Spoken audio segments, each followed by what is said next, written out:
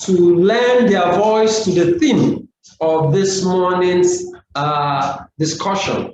Our first discussant for this morning is the founder and executive vice chairman of West Africa's leading personality and image consultancy, Poise, Nigeria. And in the last 18 years, our first discussant has been equipping and grooming business executives with the vital skills needed to succeed in today's globalized and highly multicultural business environment.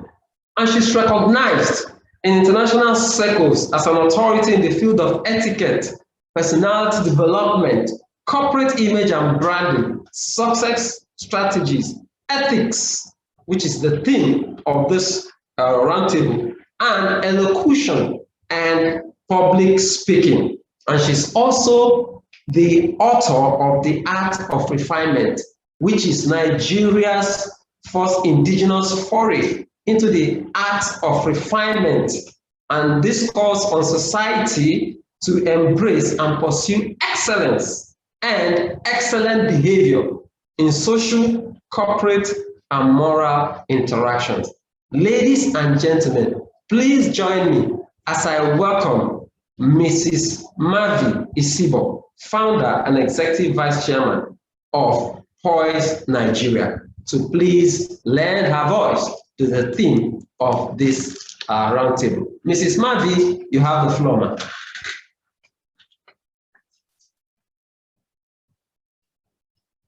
Mrs. Mavi, you have the floor, ma'am. Please unmute yourself, ma'am. Thank you. Good morning, everybody. And thank you for that wonderful paper delivered by Mr. Jonathan Aluju. Thank you. And I want to recognize the chairman of the occasion. I appreciate you for this program. And I'm glad to have finally met you, though online. That's great. Thank you, Iksan, for this invitation. How long do I have to speak for, please? You have about 10 to 15 minutes. Thank you. Okay, thank you very much indeed. I'm going to speak from the point of view of ethics as it relates to soft skills, and especially in the boardroom. A lot of times, ethics has actually nothing to do with the law.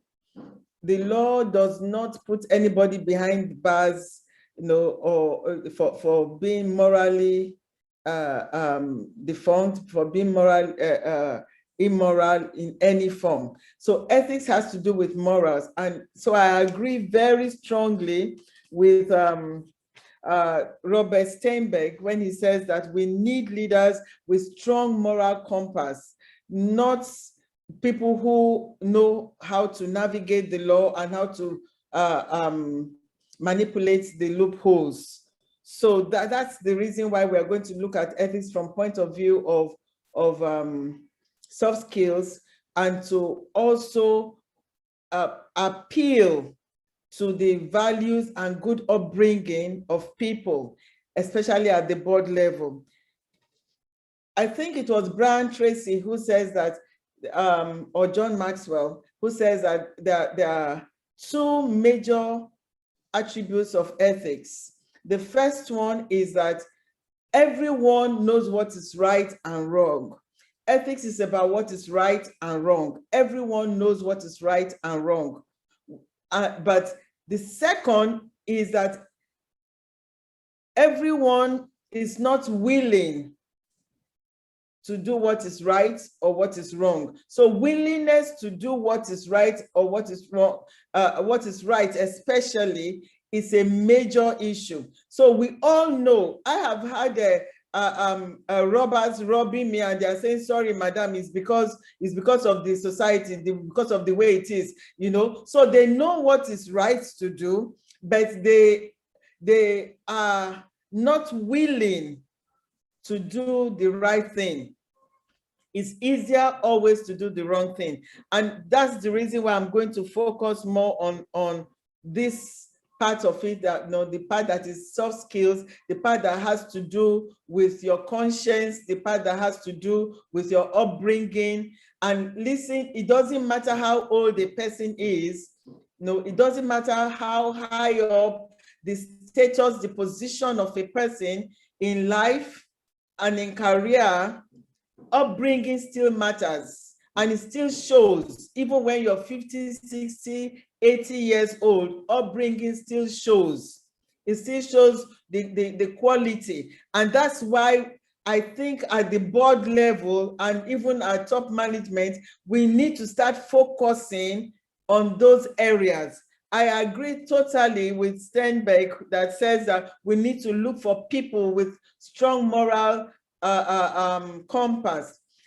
Aside from their ability, their capability and capacity to deliver, their qualifications, their experience and everything, we must put up there ethics, ethical standards, values.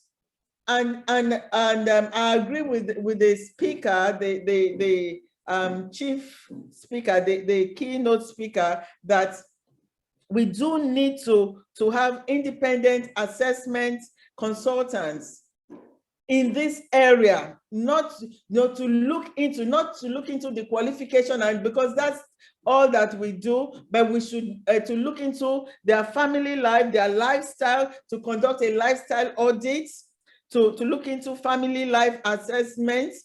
To a man who cannot manage his family definitely has no business sitting on a board. He will not be able to manage anything, and he will take the easy way out when the situation presents itself, when he's under pressure. They need to be able to investigate character in previous employments, previous business endeavors. They need to be able to investigate character. And then they need to be able to investigate behavior and conduct in society, at events, at business forums. These are things at the Business Roundtable for 2019 that was conducted in 2019, and it had about 181 CEOs present. This was one of the resolutions that was taken at the 2019, one of the resolutions taken at the International Business Roundtable is that there should be assessment of lifestyle, character, behavior of board members. These must be taken into account, and then it should trickle down to the employees also. So they took a decision and pledged commitment.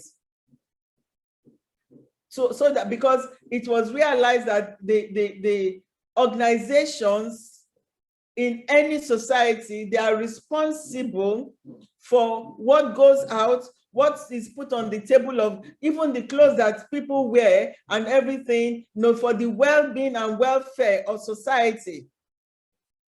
And so they came up with this and reevaluated their values, and they came up with this to reduce the primacy of shareholders and to focus more on these issues that affect the society at large. So many, a lot of the times we need to take a look at the standards of living, in the area of respect, integrity, fairness, honesty. What are we looking at? Care, morals, in addition to education and experience. We need to take into cognizance all of this. And especially with virtual reality now staring us in the face. In fact, ethical and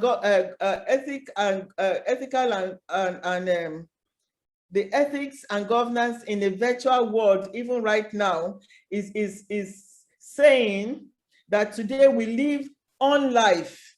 We live on life. That means we are sometimes offline and majorly online. So they put it all together and said this is an infosphere of online of life living. And because we do that, it has brought in a lot of ethical issues at meetings, board meetings, and especially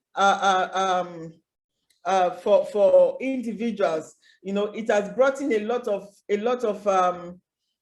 issues, ethical issues, where people are not very truthful anymore. You know, they are not very it's difficult to know, because sometimes you cannot even see the expression of the face to be able to decipher whether a person is indeed telling the truth. So because we are having this on life atmosphere or virtual atmosphere, it's very difficult for you to know whether somebody is actually present at a meeting. So there's visibility and there's availability. Is the director actually present because he's visible? Is he available? Those are some ethical issues that are coming up, especially post-COVID.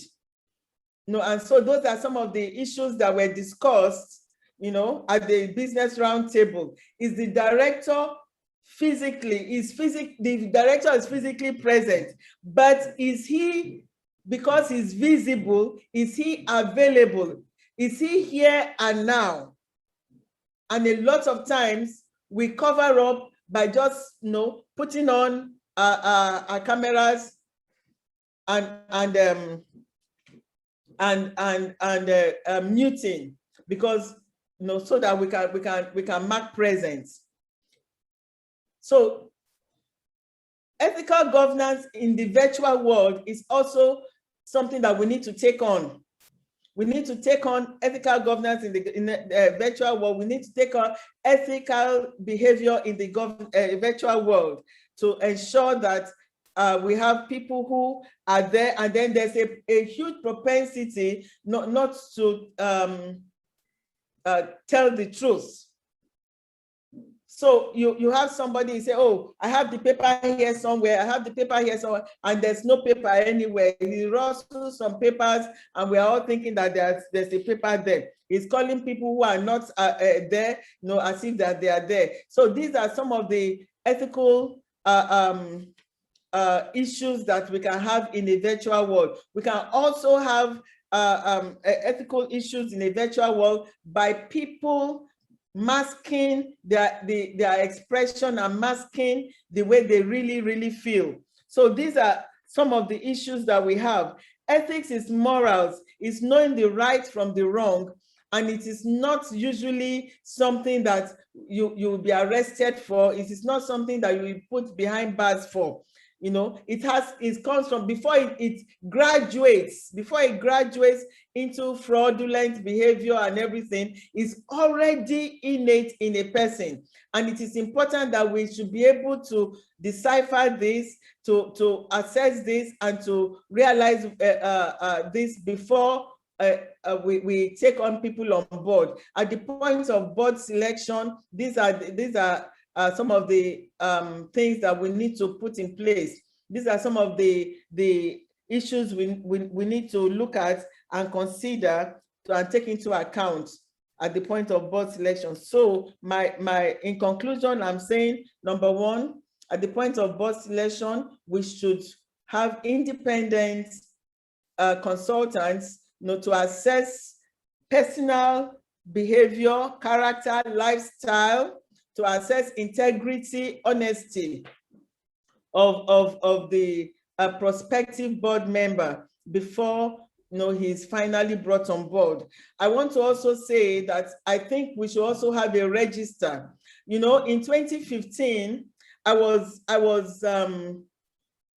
surprised when we got contacted by an organization from abroad, from somewhere in the United Kingdom, that we had never actually written, we didn't have anything to do with, and they contacted us, and they wanted to do business with us. But at the end of the day, I thought to ask them, how did you locate us?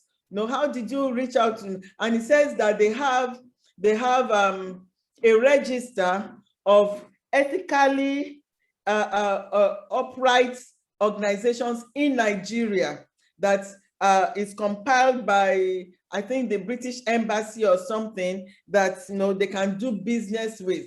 And Poise was one of them. So that blew my mind.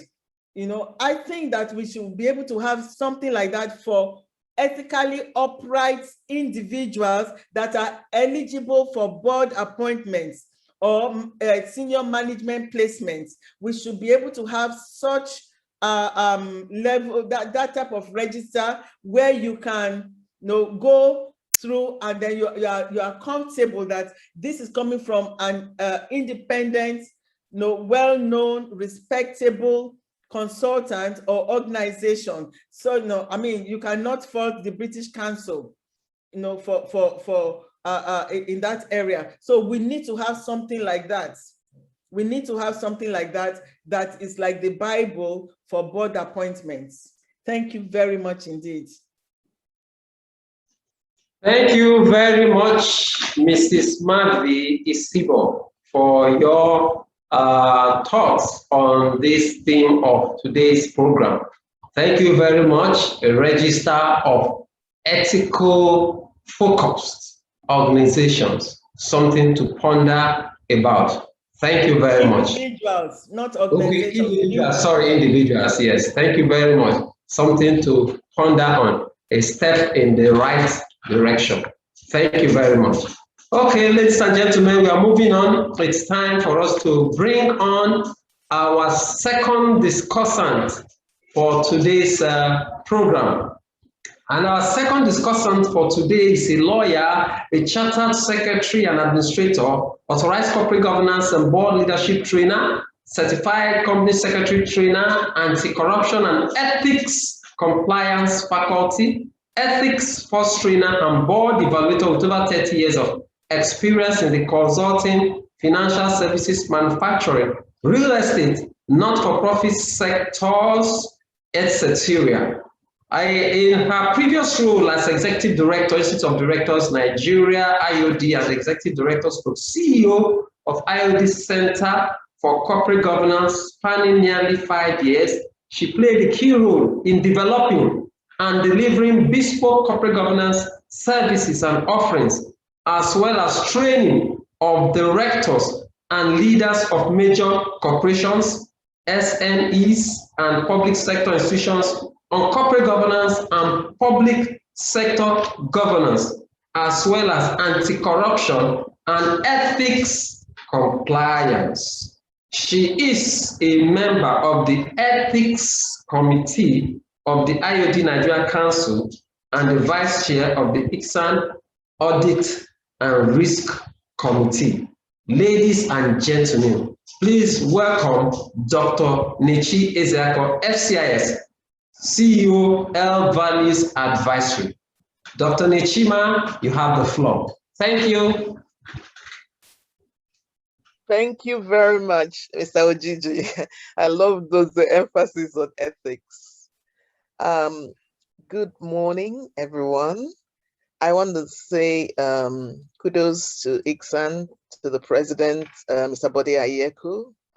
Good work, well done, and of course this committee.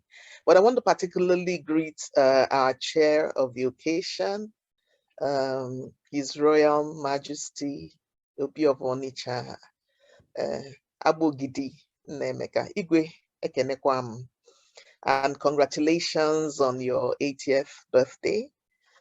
Incidentally, when I had my first child 35 years ago on the 14th of May, Little did I know that she was going to be born on the same birthday as the Igwe of Zubi of Onitsha. Ndewo, sir. It's good to see you again. And today's topic is very, very interesting. It's very, very important. And thank you. thank you, Igwe. Yes, it's very important. Looking at ethical leadership, looking at ethical governance in the boardroom, and especially looking at it in the context of its impact on stakeholders. And I want to thank Mr. Jonathan Alugu. He's done a great job this morning of bringing out those salient issues, especially separating or helping us to look at the shareholder concept of corporate governance. And I loved the quote he used towards the end, where he was talking about the need to move away from those concepts that said that the focus of directors should be making money and nothing more. No. I, for one, as a corporate governance, I would say faculty, interested party, stakeholder, if you like, I have never believed that the concept of looking merely at the money, at the profits, is the way. If you look at organizations, and one beautiful thing about us here in Africa is that here in Africa, we have had for a very long time the right approach in terms of looking at other stakeholders, maybe because of our African inclusiveness, whereby a family is looked upon as not just the immediate family, but also we look at extended family. Maybe that's the reason. But I did a presentation in the UK, actually. I just let off there that I'm speaking from the UK. Yes, I did a presentation here in the UK in 2009. The topic of my discourse was Africa and the development of corporate governance.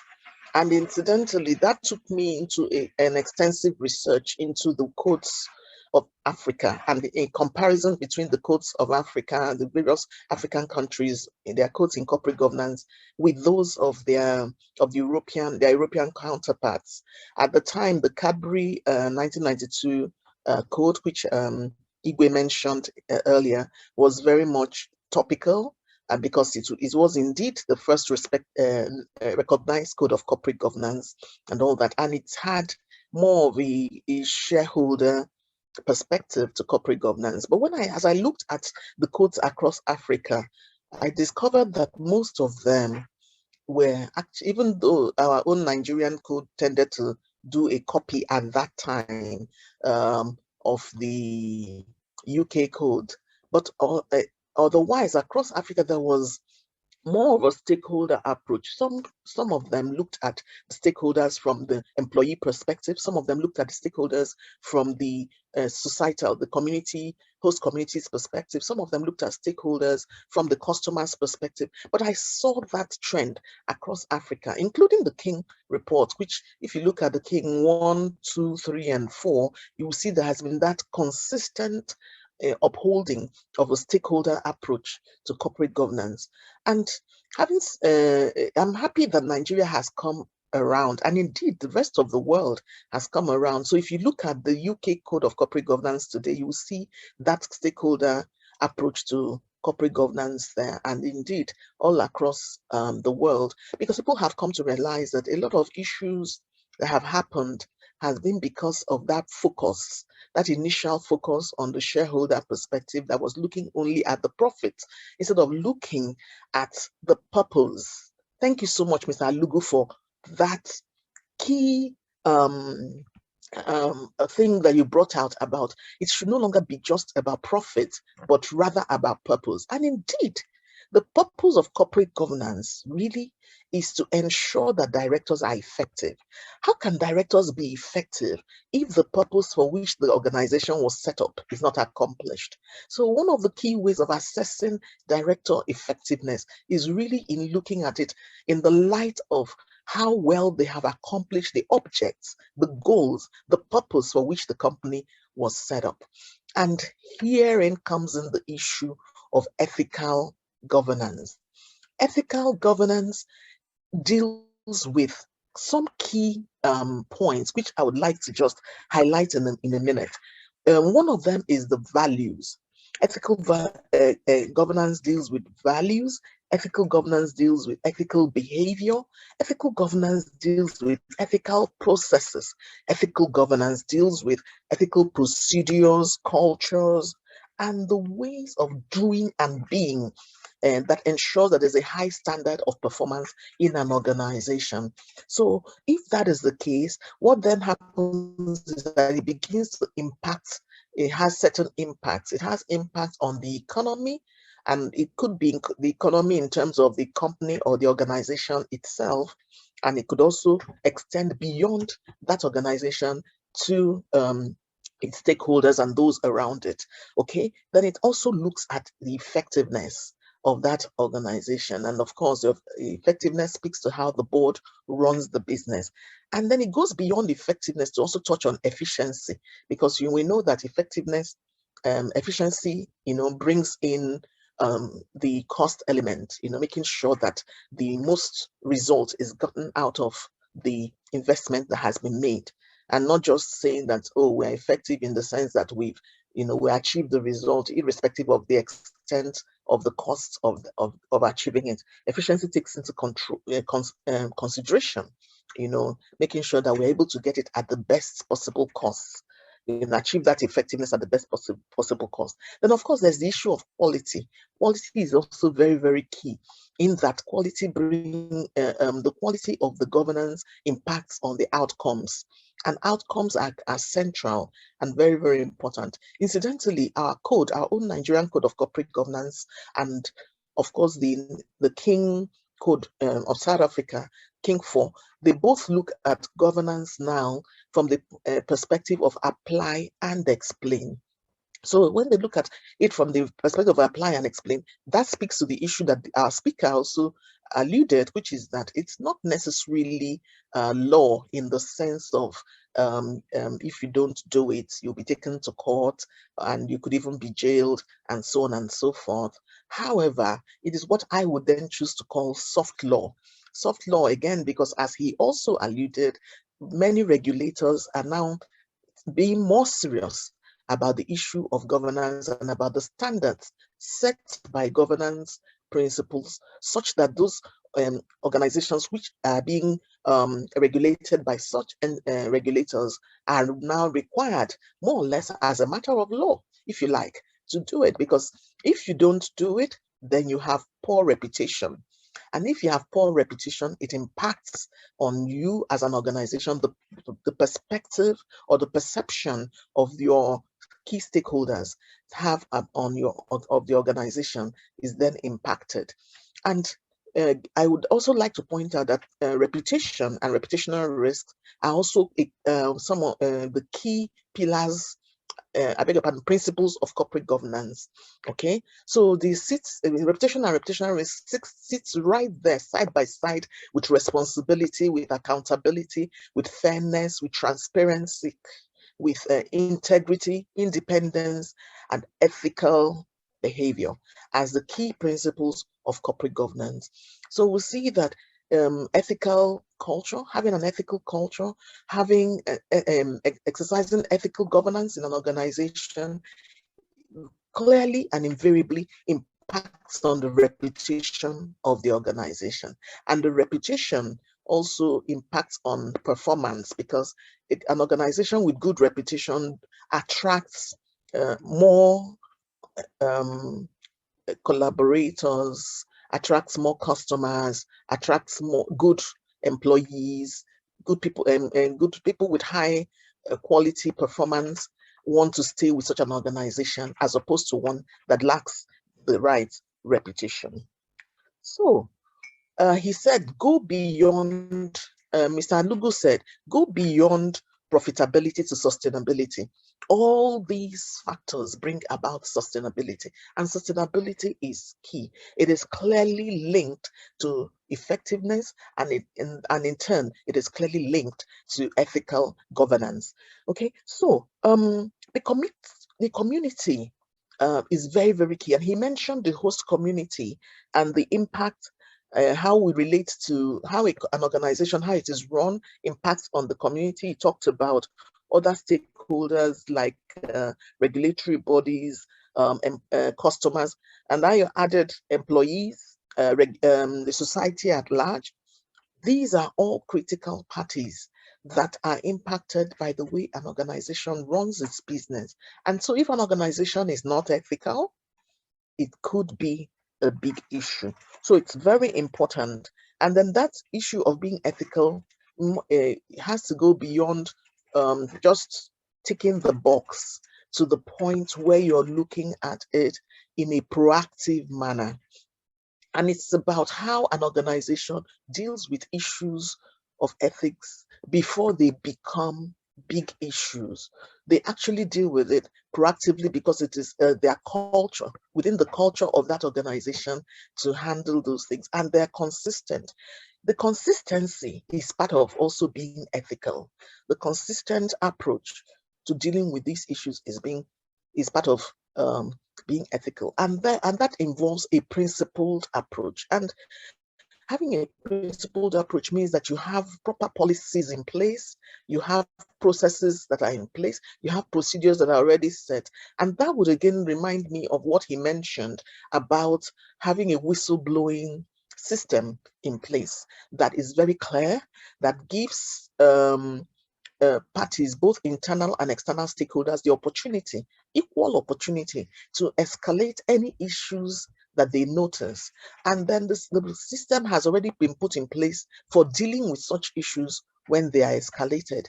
This is also one of the key aspects of corporate governance that's been recognized by many codes of corporate governance. The need to have a whistleblowing framework in the organization, the need to communicate the whistleblowing framework across to stakeholders, the need to deal with it in a transparent manner. And I loved it when he mentioned the issue of transparency and disclosure, because in all these, if all is said and done, if there is no transparency, then the reputation of the organization will still not be improved upon.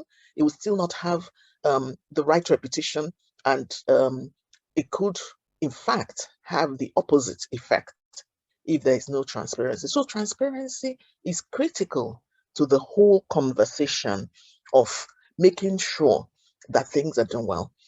Having said all this, I loved the speaker's linkage of the ethical governance and corporate governance to law and the duties of directors. That is a very, very important issue to bring up, is at law, which is no longer, that's why I've written a few articles, and one of them I said, corporate governance is now a must-have. It is a must-have. It's not just a nice-to-have. Once upon a time, it was considered a nice-to-have, but now it is a must-have, because there are indeed consequences for not having good corporate governance in place. And not having good corporate governance in place impacts outcomes in terms of even profitability and sustainability. And one of the key principles of this corporate governance that we must have is ethical conduct and ethical behavior. And it must start, the tone must be set right at the top by the directors who run the organization, who are the parties that have been entrusted with the management and direction of the organization. And when it comes from them and flows across to the management and through every other stakeholder in the organization, that is when the reputation we're talking about comes about. There has to be that element of consistency across. So back to the issue of those directors who are setting the tone at the top. is then the issue of their duties, their responsibilities. And of course, these duties, responsibilities, and roles have what we call liabilities that arise as a result. So where there's a duty, there's always a corresponding responsibility. And that responsibility and the duty both give rise to liabilities. Yes, it has been said that sometimes you can use in the director's insurance to cover some of these challenges. But truth be told, where certain aspects of these cannot be covered by director's insurance, if there is failure that arises as a result of unethical behavior, and I'm not just talking about moral, because I believe that ethics goes incorporates morals, but goes somewhat beyond morals, because it also goes to the realm of legality and illegality. So when we talk about ethical compliance, we have like anti-corruption and ethical compliance, and Ojiji mentioned that I've been involved in that area. Yes, you'll find that there are laws that deal with issues of anti-corruption, but invariably when people get involved in bribery, it's usually because they are not ethical. And yet it is against the law to get involved in bribery. So yes, it does touch on the areas of law, okay, and can also generate consequences such as imprisonment. And definitely it can generate consequences such as loss of reputation, not only at the organizational level, but also at the individual level. And Mavi said something about wanting an organization that can actually recognize individuals with ethical um, lifestyle or ethical standards.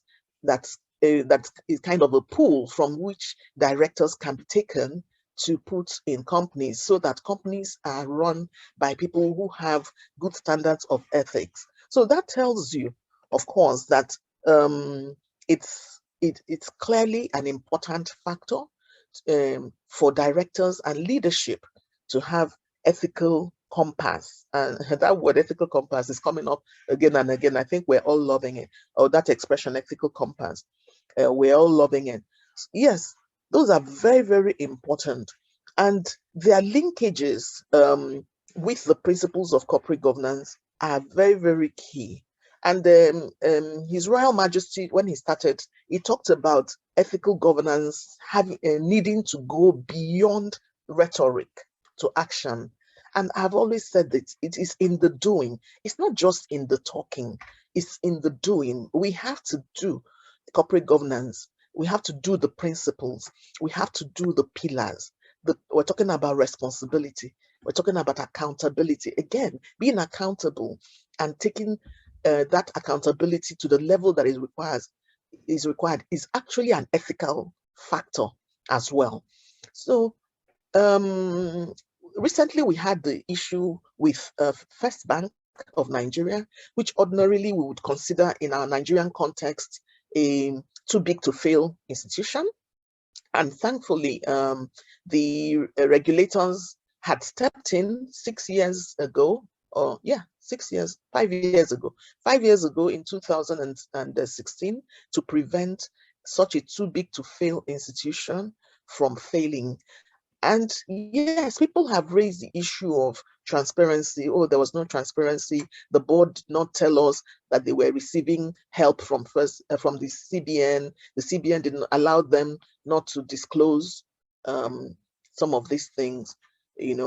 There's that issue, no doubt about it, when it has to do with the transparency and disclosure aspect. But I believe the thinking from the board side and that of the central bank was the bigger impact on the economy as a whole and society as a whole. So I guess they needed to weigh those things together and make a decision. The jury is still out on that issue, to be honest with you. The jury is still out on whether that was the right approach to have taken, or whether they should have simply told the country, First Bank has an issue, We are helping them right now and tried as much as possible to reassure everyone that that help will result in the bank not failing or whatever. I'm not going to go into that, but I just want to say that these things are rife. They are real life issues. They face us every day. Today it's a first bank, tomorrow it's another bank. Mr. Alugu alluded to some other institutions in the financial services sector is always facing these issues. But I can tell you that it's not only the financial services sector that has these issues. It's just because their own regulator is a bit more it has a lot more salience, what we call salience in research, which means that it is not only interested, but also has the power, to act. So because they have high power and high interest, we have a lot of things coming from that financial services sector. But all these things speak to ethical leadership. They speak to ethical governance. The bottom line is, what are those who are at the top of these institutions doing? The tone must be set from the very top, and that top is the board level, and that is the same body that has been mandated with the responsibility for governance of these institutions, for governance of their respective organizations. So how the individuals who sit in these boards act, how their own personal values, and that speaks again to the issue of value. Remember I mentioned that ethical governance has to do with values. Their personal values, how they relate to the corporate governance principles and pillars are very, very key. How they relate to ethical culture, they are very, very key in showing how their organizations will be led, because you cannot give what you do not have. You can only give that which you have. I think I may be running out of time. So just to round up, maybe I can touch a few other issues in terms of when we're answering questions. But just to mention that the role of shareholders in shareholder activism is very, very important, just like our speaker pointed out.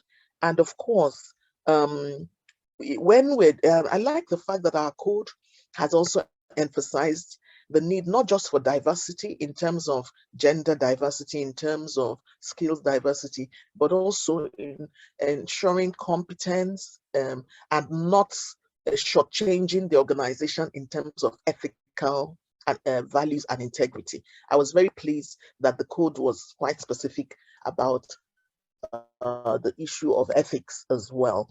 And the ways, sorry, one, and also to point out that ethics first, just to say what Mavi was saying about the need to have a body that actually identifies, even though she said individuals, but there is a body that identifies organizations. I don't know whether they will go to individuals later. It's the ethics first of the Institute of the Center for International Center for Center for International Private Enterprise. Yes, Center for International Private Enterprise. It's a US-based organization that is recognized internationally, and they have the ethics first, which they're launching it's actually just been launched in Nigeria this May, and it's cutting across the entire Africa, setting out organizations that are ethical in the way they are run, leaders that are ethical in the way they run their organizations, and putting this list together so that organizations overseas that want to find ethical bodies or ethical companies they can work with can have access. And these organizations are not just put there by way of, oh, we think you are ethical. They actually have to go through a process to establish and show clearly that they are indeed ethical in order to make it into various categories of that. So I just thought I should also provide that additional information. Anyway, I want to thank again Iksan for this wonderful session and the topic itself. And thank you to our speaker for that beautiful statement this speech. The 10 minutes is too short for me to actually do justice to it. And of course, thank you, His Royal Majesty, for chairing this occasion. Thank you. Wow. Wow, wow, wow. Thank you very much, Dr. Nechi, for your contributions. You've really made this discussion very robust. You've added so much to it. You've drawn our attention to a number of things. If an organization is not ethical, that could be a big issue. CG is a must-have. It impacts on sustainability and profitability. CG is the doing. We must do it.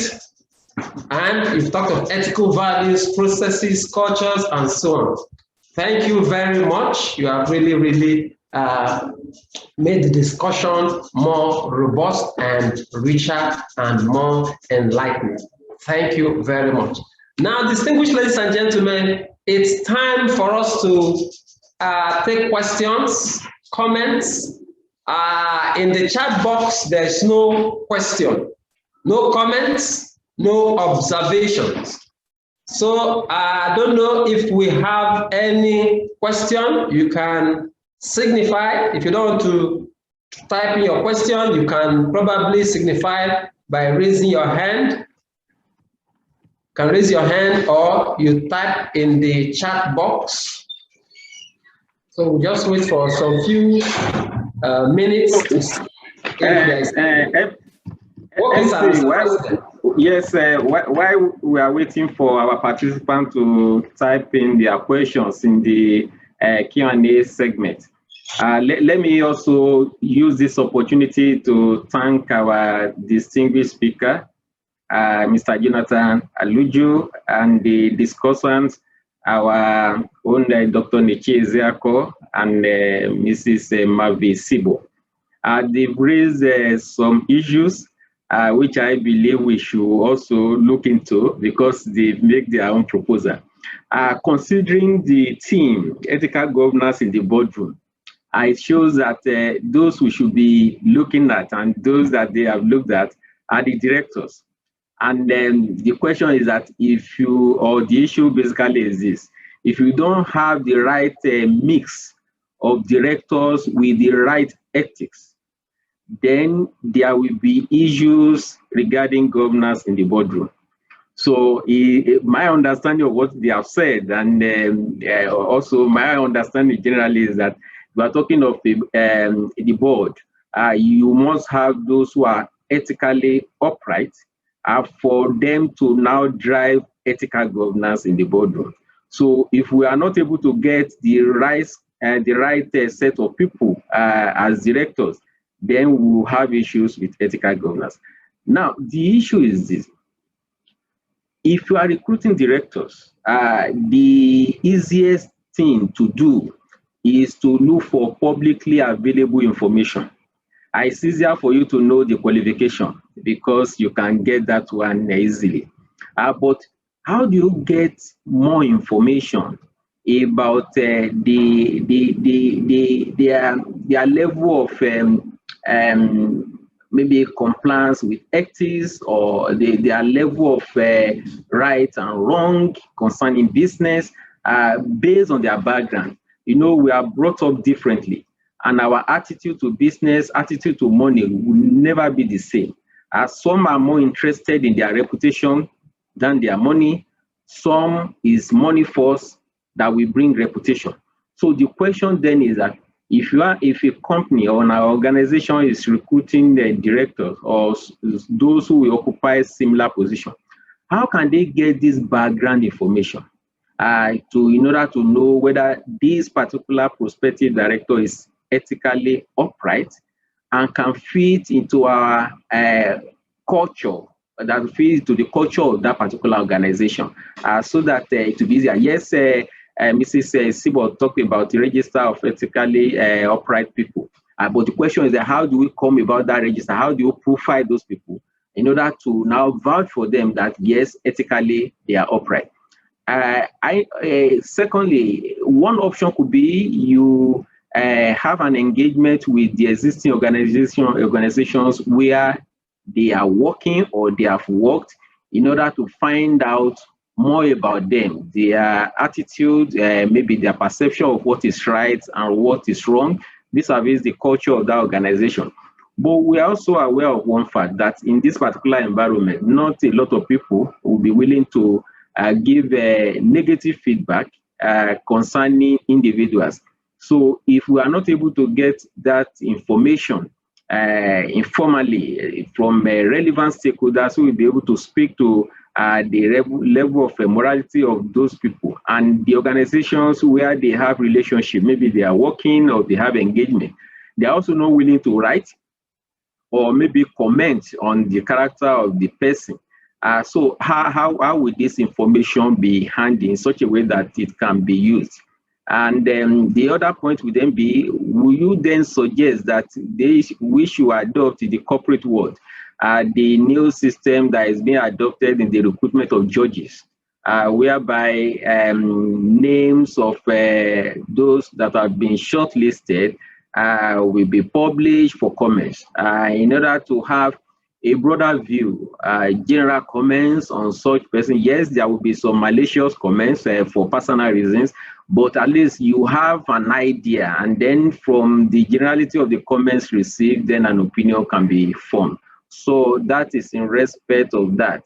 And I also want to pick on an issue that Mrs. Isibor raised, which is also applicable to all stakeholders, not directors alone. COVID has forced us to migrate to the digital platform. Most meetings are held virtually nowadays. But she raised an issue that somebody can be present and not physically available. The question is this, for the board, the way they take their decisions basically is through meetings. So if meetings are held virtually and people are present but not physically or mentally available, how would they be in a position to actually assist in the decision-making process of the organization? Yes, they are there, you can see them, that they are part of the meeting, but they are doing some other things. So how do we, what do we do along that line in such a way that when decisions are to be taken, people are actually engaged, that is, people are actually involved, not passive, in such a way that there is this cooperation in that decision-making process. For physical meetings, you can have an idea of the feeling of other stakeholders attending the meeting. From their look, from their demeanor, you can form an opinion. But for virtual meeting, for example, if the person is not even putting on this video, you cannot even have an idea of what he is saying, or the person can just keep quiet, but you can see that the person is present. So it would be great if we can get information, suggestions on how to address this in order to make it practicable and of benefit to stakeholders, considering the theme of this particular roundtable. Thank you. Thank you, President, for your contribution. Thank you very much. So back to the question and answer segment. From the chat box, we can see one question, and it says, minority shareholders as stakeholders can be whistleblowers, but they don't have enough voting rights in their favor.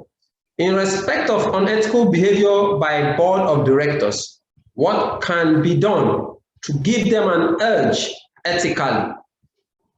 So our guest speaker, Mr. Aluju, would you please respond to the question? Stakeholders can be whistleblowers, but they don't have enough voting rights in their favor. In respect of unethical behavior by the board of directors, what can be done to give them an edge ethically? Okay, thank you for that question. Under our law, there is the rule known as the rule enforced on habitual. And that rule is to the effect that decisions of a company can only be taken by the majority. So you are correct. Decisions are taken by the majority, and so the minority really have to accept through contractual arrangements. So for instance, we see a lot of cases today in small, closely knitted companies where sometimes the minority are given veto rights, or what is known as reserved rights, to veto decisions taken by the majority. But that said, the law had foreseen the situation and provided for avenues through which the minority can also ventilate their grievance, right? So the majority are the ones that can take decisions.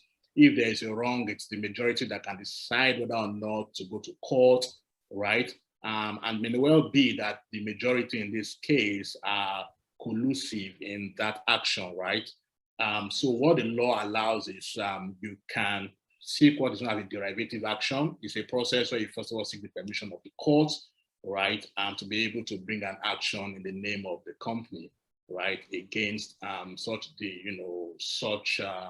defaulting or erring directors, right? So there's that process under the law where they can go to court. And as also mentioned in the course of my presentation, you can also report to the regulator over that sector.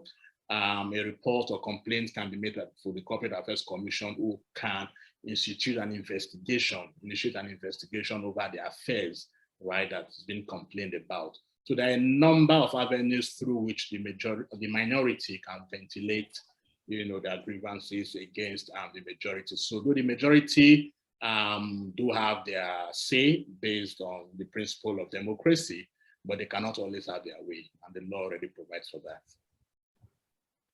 Okay, thank you very much, Mr. Luigi, for your response. There is no other question in the box, neither is there anyone signifying by raise of hand to ask a question or make a comment. Mr. President, I don't know if you have anything to say. I'm signifying. I wanted to say something. Okay, ma'am. Yes, I was just thinking that some of the issues that Mr. President raised are germane, and perhaps we need to think through one or two of them. For example, the issue of when someone is, if it's a board meeting, because you see, if the issue that Mavi raised about when you are in a meeting and you are present in terms of online, but you are actually not available, it becomes much more serious in the circumstances that Mr. President mentioned, whereby it's at a board meeting and key decisions of the organization are being taken, and the director is, just signifying that he's present by the fact that he is switched on to his Zoom, but he's actually not there. He's not hearing the decisions that are being made. He's not hearing the conversations that are taking place and decisions are being made. It's important. Maybe Iksan wants to look at some form of communication to directors about the implications, because our guest speaker said, Mr. Lugu said, the rule in Norfolk and the Habertle is that the majority takes the decision. So if somebody is not even there at all, he doesn't even have the opportunity to contribute, because the minority will have their say, but the majority will have their way. So what is happening now is that this minority is not even having his say, because if you're not there, you can't have a say in your absence. So at least when you're present, you can make your contribution in terms of, okay, I don't agree with this because of A or B and all that. And that can then be put into consideration in arriving at a final decision, even if the decision goes against you. At least you know that they've had the opportunity of looking at your view. But if, like what the president said, the person is not even there at all, what then is going to happen is that a decision that may be inferior, that will not have the benefit of your input, would be made, and you'll be bound by it. Okay, because the board is joint and several responsibility. So you are bound by it. And meanwhile, you didn't even have so it's actually dangerous for you as a director not to attend or not to be physically present. Not just physically, but also mentally. present at the meeting just because you have the opportunity of muting and your voice and then turning off your camera. It's not. If it's at a conference and that you are just attending a conference you paid for, you want to step out and step back in, that it may be a safer situation. But if it's a board meeting or a board committee meeting, it can have dire consequences. So I think the issue the president made, it actually needs to be given some more thought in terms of, do we communicate, find a way to bring, because this whole era of online meetings, online discussions, I don't think it's going to go away, even after the COVID ends. I think it has, it's going to become a new way of doing things. At least at the very worst, it will have like hybrids and all that. But people are going to be accepting the issue of meetings that are holding online a lot. I think we need to begin to draw up maybe more ways and protocols for these online meetings so that much more effectively. Thank you very much. Thank you very much, Dr. Nechi, for that. I can see Mr. Charles Ajiboye. Okay, please, you have the floor, sir. Well, very quickly, I would just like to say, to all the speakers, this has been a very wonderful presentation. But then let me just say this, first one to what the presidents have just mentioned. You talked about the fact that we could call for public comments the same way that it's done for senior advocates and for judges. And I think that is profound. But there's also something else that we could add to that, which could, we need to find how to bring it in. I call it review. When you buy things online, for example, you have an opportunity to review your product, to review your purchase, and then to make comments there. These comments are more or less anonymous, but then subsequent purchasers are put on notice that this is the experience XYZ has had on it. If there's a way we could have a review for people that have served on boards of directors and all of that, and there could be some kind of a pool where other people could also access that information. So the review is independent, and then it is from people that have actually had direct encounter. So you cannot review a product if you have not purchased that product, and so you cannot review a person if you have not engaged that person. And then on the other part of being present and being absent, I think equity will not aid the indolent. So a situation whereby a person is online and then chooses not to participate in decision making, a person is online and mutes his audio, mutes his video, and decisions are made in his absence. I do not think it's something for us to worry about. Decisions will be taken for that person. Because truth be told, people can be physically present and still be absent-minded. And that happens all the time. People attend conferences, attend meetings, and whilst they're there, they're busy fiddling on phones, on tab, responding to emails, walking up and down restrooms. And there's nothing you can still do about that too. So that may not be the object of worry, but I think that that's also a function of the effectiveness of whoever is the chairman of that board to ensure that at several intervals, you have the directors particularly attending your meeting, and the people that you think are going to make decisions, you have their attention, and it's how you call it. Even on this platform, you find out that at several intervals, you're asking participants questions, you're asking people to put on their cameras, you're asking people to make some comments, and that ensures some kind of engagement. And I think that is something that whoever is chairing the meeting is supposed to take note of. Thank you very much. Thank you very much.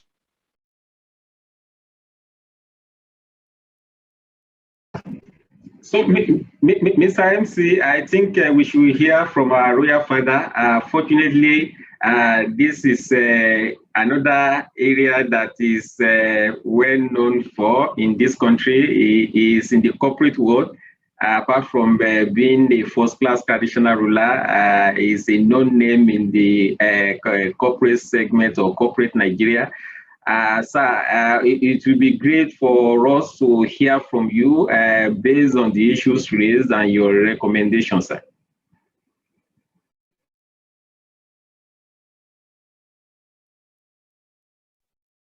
Your Royal Majesty, sir, you have the floor.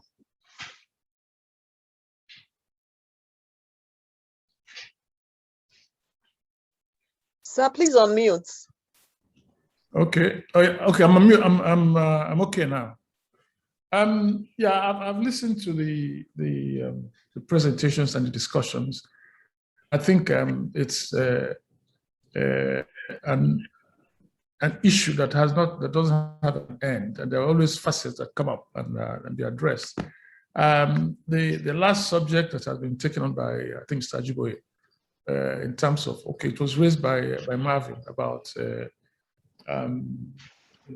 having meetings virtually and people sort of being there and not being there, or switching off their video and their audio and then going somewhere else or something.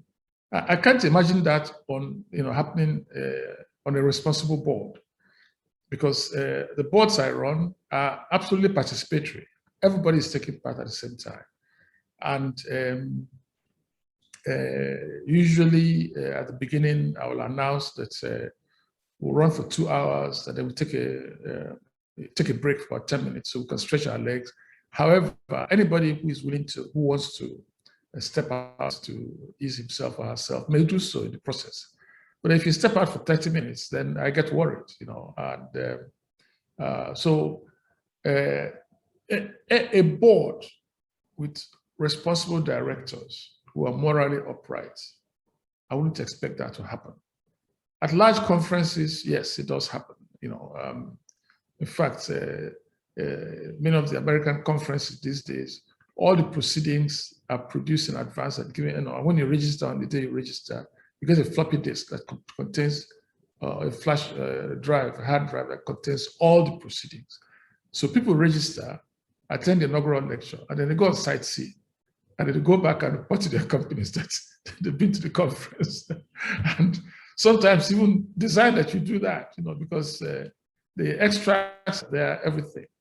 No, I've seen the proceedings today. I've been following, even though I switch on once in a while, I switch off because my connectivity is poor.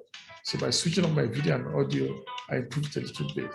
But I see that everybody who's been in this meeting today have been participatory. So having said that, one or two questions came onto my own mind, in terms of moving the discussion forward. See, there's been a sequence of development of regulations and codes for corporate governance in Nigeria, starting as far back as, where was it now? 1964, with the First Companies Act, which was basically a copy of the British Companies Act.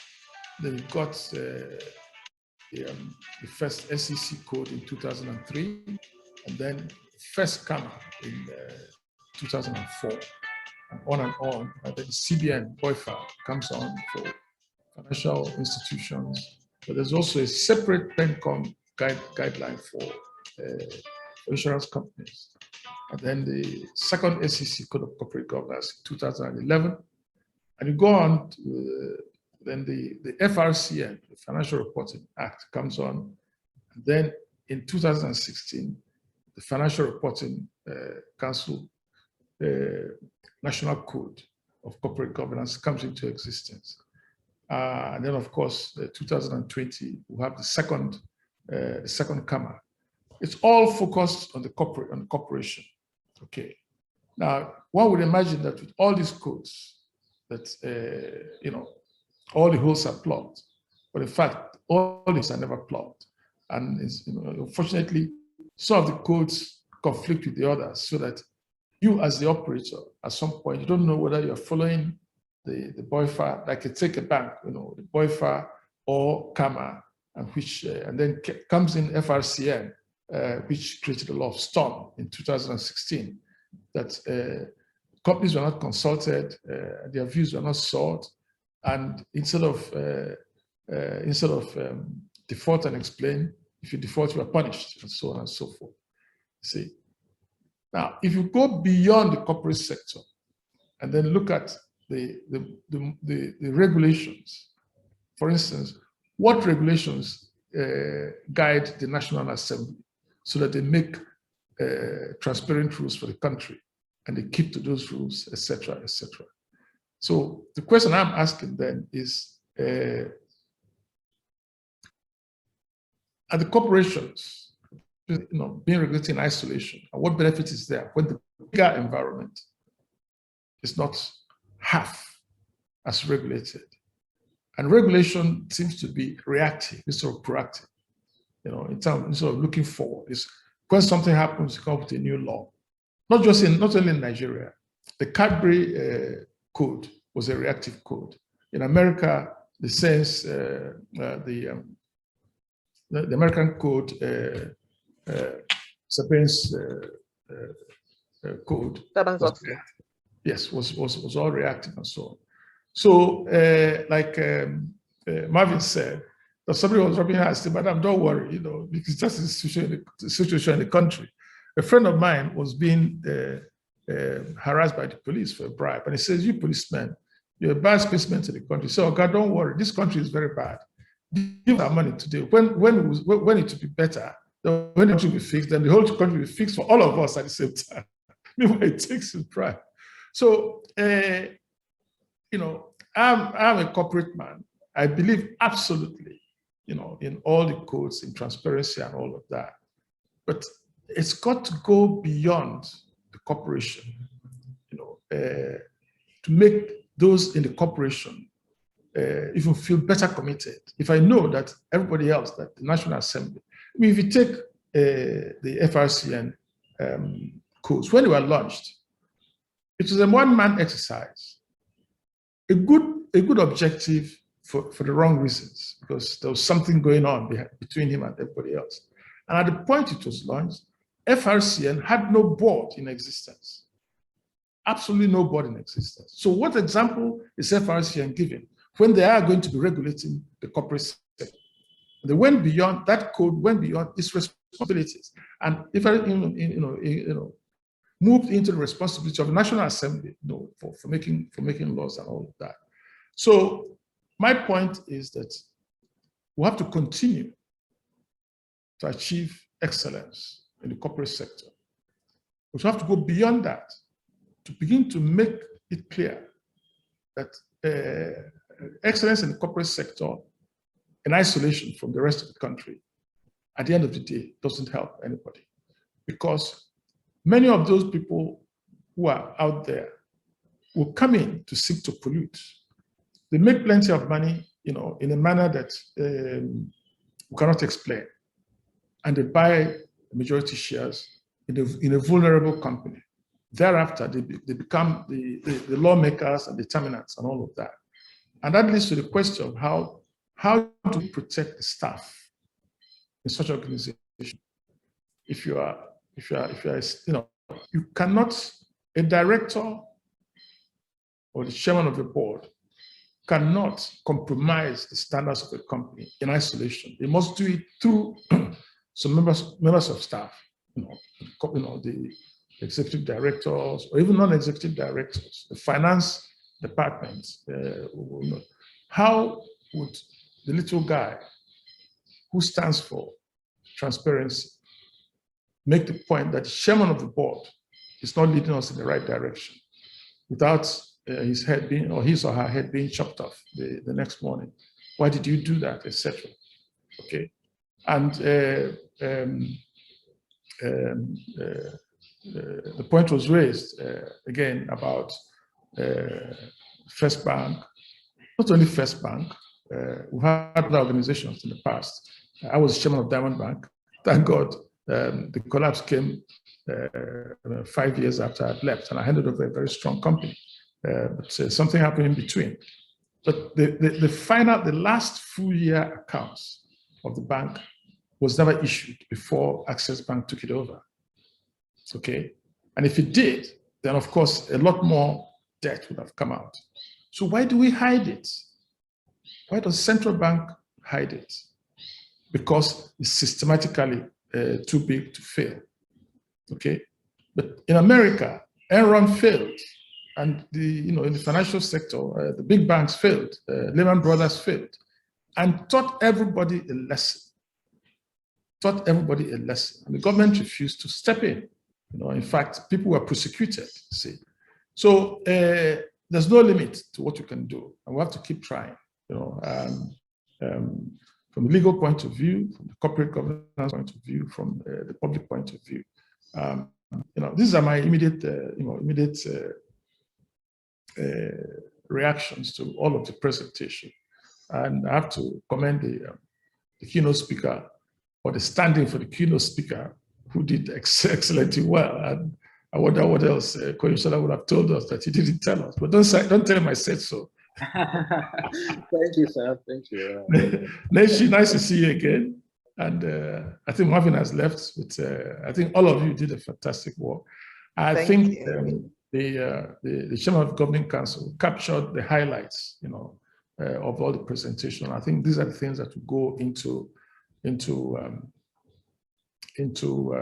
the communique.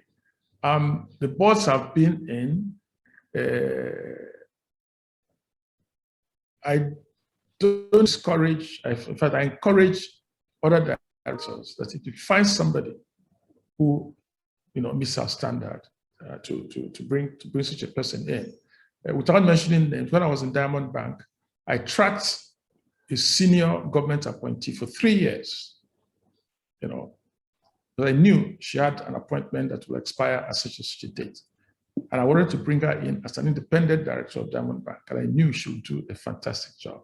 For 3 years, I was tracking her, and she didn't say yes, she didn't say no. Eventually, when her appointment expired, she called up and said, can we talk? And I said, fine. And she says, well, I'm happy to join the board of Diamond Bank for 2 or 3 reasons. One, you put in so much effort that I believe you, and all that, and what I told her. And she came in and she did a marvelous job. And when things changed, she resigned from the board as a matter of honor and dignity. I have great respect for her. There are people like that in this country. We just have to find them. See, there are people like that in this country. We just have to find them, both in the public sector and in the private sector. Okay, and people retire from the public sector. They come into the private sector to hold the executive positions, largely because of the influence they can exert in the public sector where they've been, rather than to bring in certain positive qualities that they can have. And I think that's wrong. But there are people in the public sector that have the qualities that can help us in the private sector, and then we can move ahead. So I'll stop at that point. Thank you very much. It's been a wonderful occasion. Thank you. Thank you very much, Your Royal Majesty, for your inspiring words, your words of encouragement, and your words of wisdom and words of direction. Thank you very much. We appreciate you. And thank you for being there for us and for showing us and giving us inspiration to forge ahead as good ambassadors of corporate governance. We appreciate you truly, and we thank you very much.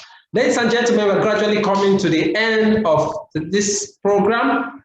At this point, this program rather is organized by the Corporate Governance Capacity Building Committee under the chairmanship of Dr. Nnaemeka, FCIS. So he's to give the vote of thanks for this program, but he's not here with us, and to give the vote of thanks on his behalf is the Deputy Registrar Operations of the Institute and the person of Michael Omogun. And so Michael Omogun will be here to give the vote of thanks briefly. And so the person's face you see as I step aside is that of Michael Omogun. So please just stay with us. Thank you.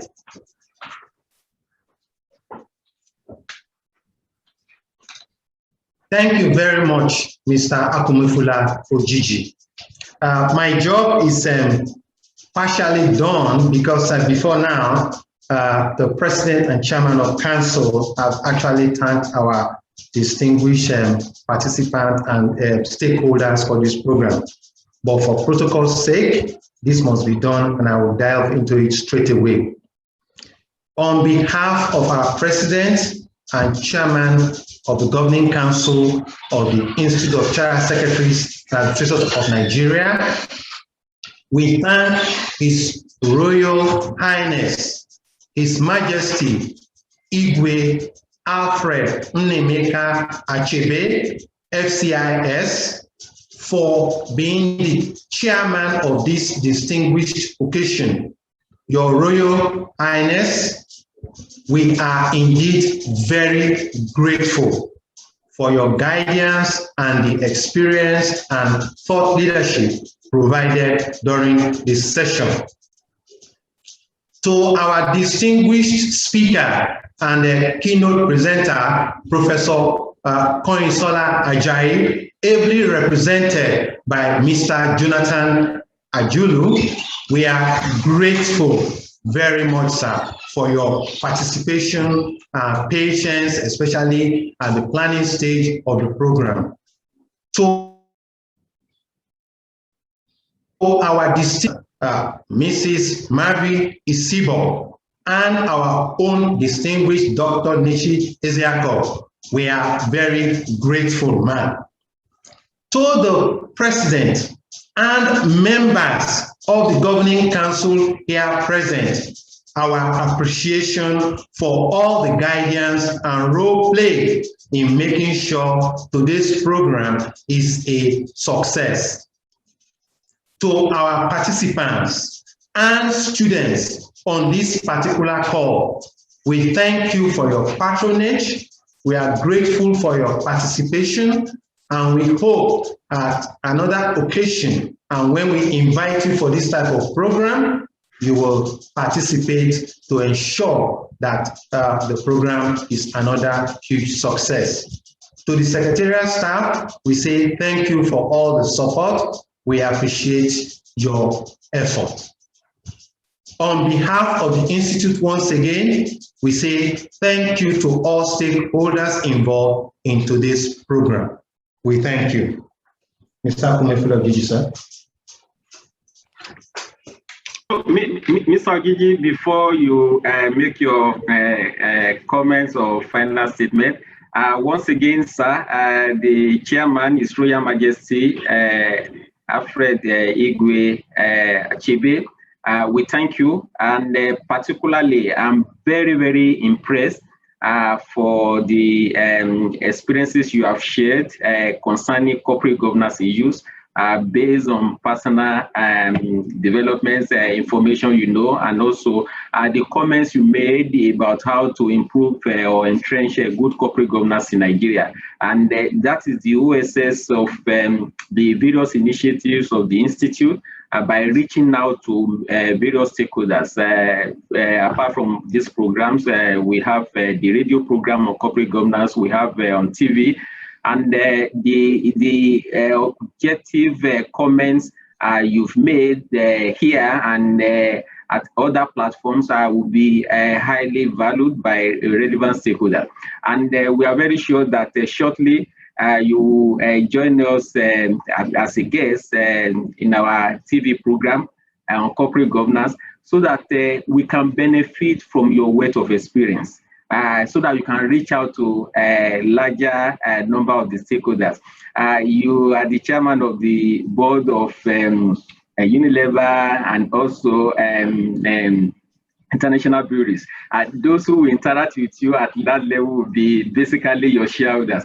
But we want this evangelism to go deeper to other stakeholders, other companies. And that is why I'm making this open invitation that very soon, sir, we will contact you so that let's do our bit. Let's reach out about principles of good corporate governance, the importance and the benefits of sound corporate governance in our environment. If we're able to reach out, a lot of people basically will be in a position to key into whatever we say, and then we'll be in a position to have more companies that will be in existence for a very long period of time. The companies that you share, they are both currently, they were established in most cases by individuals, most of the multinational companies, but they are now multinational companies because they put in place some sound corporate governance principles that have been assisting their existence. So we'll be glad that you will be our guest shortly, and we'll be in a position to at least ensure that we have more companies that will outlive their founders, and that we be in a position to service many generations to come. So it's on that note that I thank you once again for accepting our invitation. And I know that when we reach out to you, you also accept.